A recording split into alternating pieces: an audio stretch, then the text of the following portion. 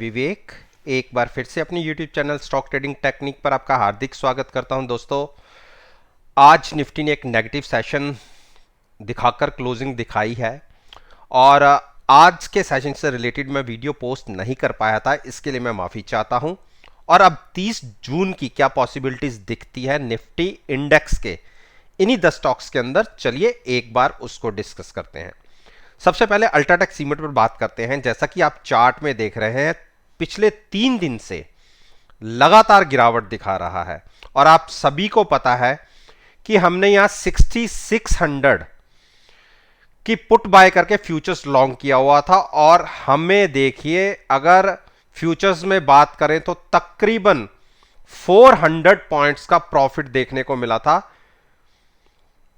और जो पुट हमने बाय की थी वो उसके अंदर इतने पैसे नहीं लगे जितना हमें फ्यूचर्स के अंदर प्रॉफिट हुआ था। और उसके बाद जब हम एग्जिट हुए थे, मैंने आपसे क्या कहा था कि अब हमें यहां से लॉन्ग अभी फर्दर नहीं जाना, जहां तो आरएसआई ओवर बॉट होगी तो हम शॉर्ट बनाएंगे, अदरवाइज हम डिप पर बाय करेंगे। हमें यह स्टॉक जो आज क्लोजिंग दिखाई है, इसने 6850 के आसपास, अगर कल के सेशन में इसने नेगेटिव साइड यानी आज की क्लोजिंग से ये नीचे ओपन हुआ और 10 से 15 मिनट अगर इसने ट्रेडिंग नीचे दिखा दी तो आप देखिएगा जो इमीडिएट टारगेट होगा 6775, यानी यहां से तकरीबन 60 टू 70 पॉइंट्स का एक फॉल दिख सकता है और बेयरिश क्रॉसओवर की पॉसिबिलिटी दिख रही है। आप यहां देखिए, तो हमें, क्योंकि मेरे को फॉलो ज्यादातर रिटेल इन्वेस्टर्स करते हैं, तो वो कंफर्टेबल नहीं होते शॉर्ट करने में, जबकि जैसे हम बाइंग साइड पर ट्रेड लेते हैं वैसे ही हमें शॉर्ट साइड पर लेना होता है। तो हम एक काम करेंगे, हम 6775 तक वेट करेंगे, कोई ट्रेड नहीं लेंगे। अगर 6770 के नीचे क्लोजिंग मिल जाती है तो आप ये मान के चलिए आपको फिर से 6650 के टारगेट दिख जाएंगे। तो अभी हमारा फर्स्ट टारगेट होगा 6775 का, नेगेटिव साइड पर ओपन होने पर अगर कोई शॉर्ट करके ट्रेड लेना चाहता है और कंफर्टेबल है तो 6850 की कॉल बाय करके पोजीशन फ्यूचर्स को शॉर्ट किया जा सकता है, लेकिन जो कंफर्टेबल है।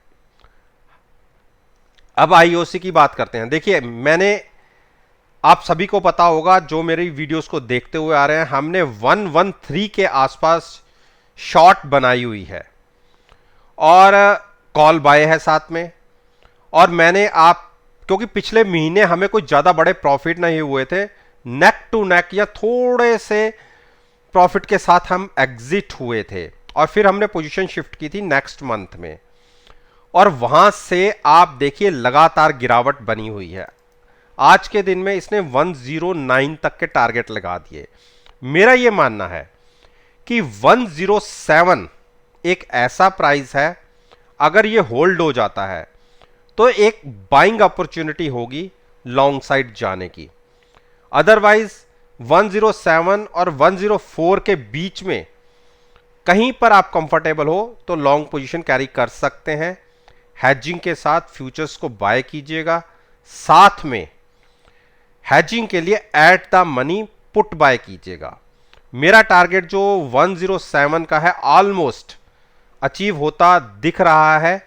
इंट्राडे के अंदर हमने जो लो लगाया 108.45 का लगाया, क्लोजिंग मिली है उसी के आसपास, तो 107 तो एक बार दिखता है।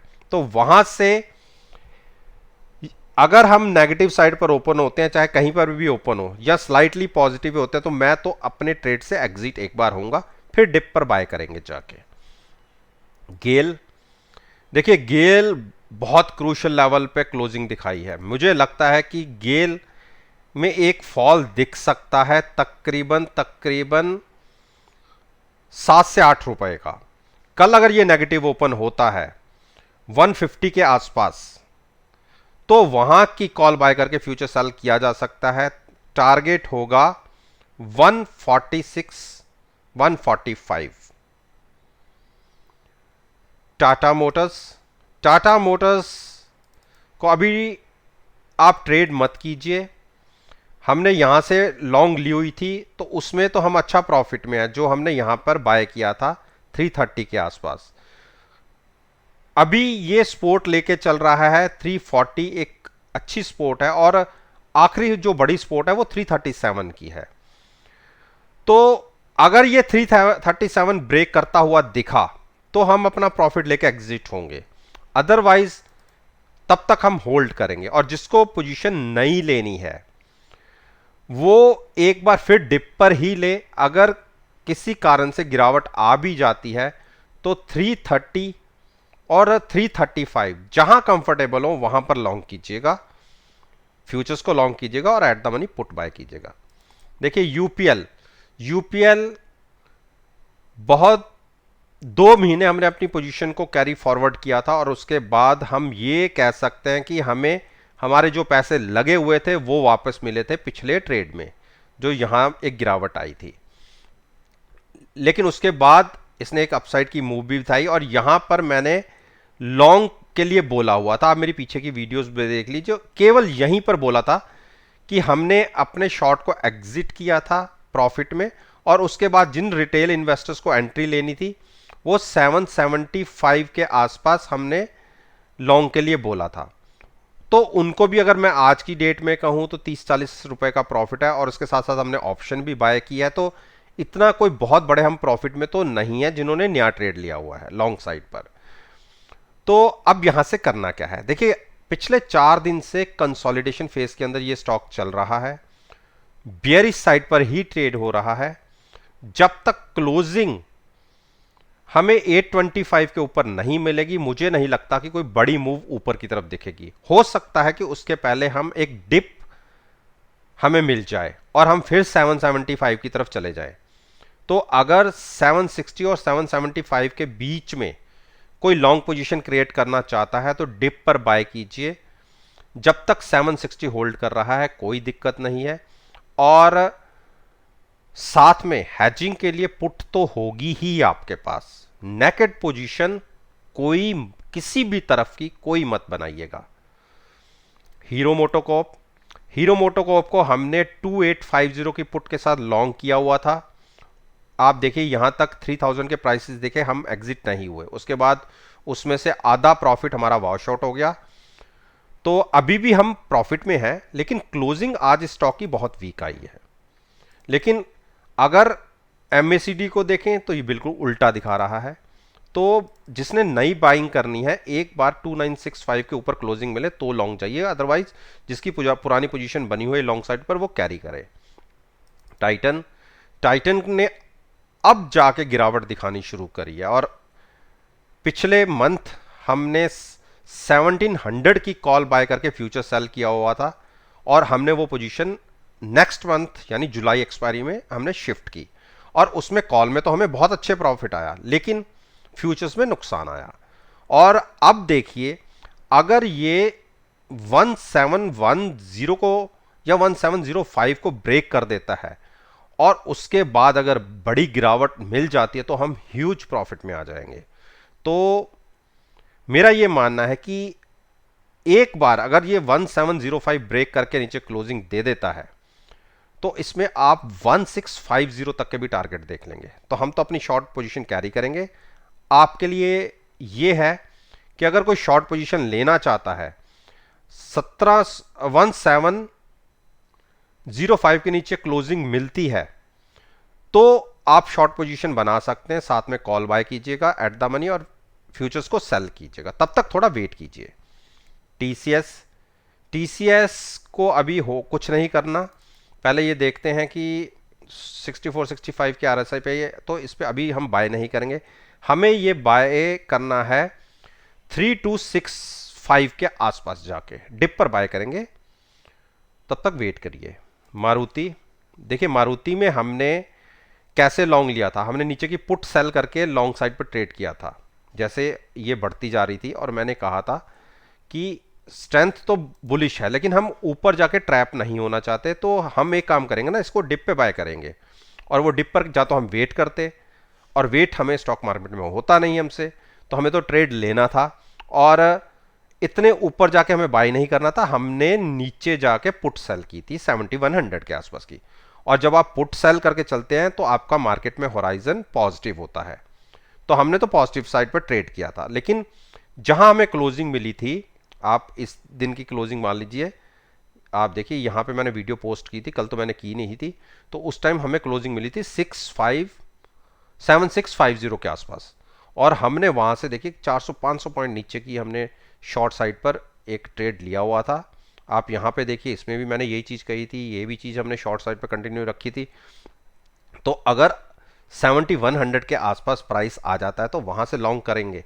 और मानता हूं कि उस केस में थोड़ी सी पुट आपकी बढ़ जाएगी, लेकिन आप ये देखिए, अगर ऊपर ट्रैप होते तो वो ज़्यादा नुकसान होता, और नीचे आपको डिप पर बाइंग मिलेंगे, तो वहां पर हम फ्यूचर्स को लॉन्ग कर लेंगे और साथ में eight the money put buy कर लेंगे, जो अभी हम सेल करके चल रहे हैं। तो ये हमारा ट्रेड इसी तरीके से आगे फर्दर भी कंटिन्यू रहेगा जो हमने बना रखा है। अब बात करते हैं जिसको नया ट्रेड लेना है। देखिए 2 दिन एक बड़ी गिरावट आई है, मुझे ये लगता है कि 7400 अगर ब्रेक होता है तो एक सडन फॉल 200 पॉइंट का देखने को आपको मिल सकता है। तो 7400 के आसपास जाके आप शॉर्ट पोजीशन ले सकते हैं, यहां से मत लीजिएगा। अब बात करते हैं ब्रिटेनिया। ब्रिटेनिया ने देखिए इंट्राडे के अंदर 3600 छू दिया, और जो मैं आपको बातें कर रहा था कि ये जो इतनी बड़ी एक बाउंस दिख चुका है, हम तो खैर बहुत नीचे से ही निकल गए थे, लेकिन उसके बाद देखिए तकरीबन 200 पॉइंट और बढ़ गया ये स्टॉक।